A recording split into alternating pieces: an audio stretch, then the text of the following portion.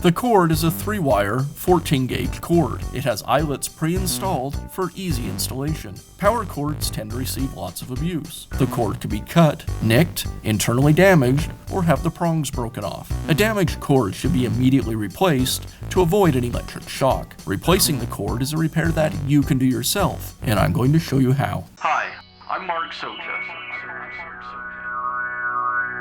Do-it-yourself repairs like these are easier than you might think. From lawn machines to cordless drills, kitchen mixers, Outdoor grills. our how-to videos walk you through each repair from start to finish. So doing it yourself means never having to do it alone. Let's get started. I'll begin by removing the handle cover from the saw.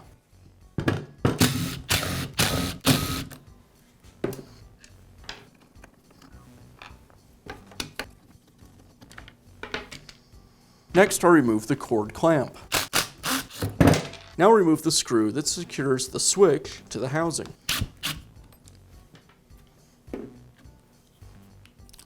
With the switch removed, I can go ahead and remove the cord wires. First, the black cord wire, and then the white. And I'll remove the grounding screw from the frame. With the cord wires removed, I can remove the cord guard. Now I can begin installing the new cord. First, I'll reinstall the cord guard, and next, the ground wire. Now I'll realign the cord guard with the housing, and I'll leave about a 1/2 inch or 5/8 inch of the cord jacket extending out past the cord clamp. And I'll reinstall the cord clamp.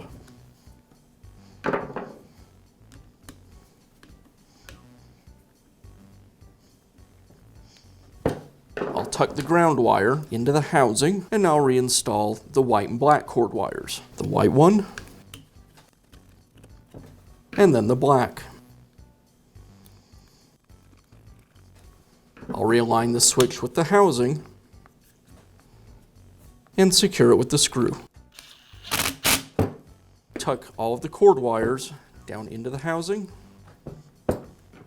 and I'll finish up by reinstalling the handle cover.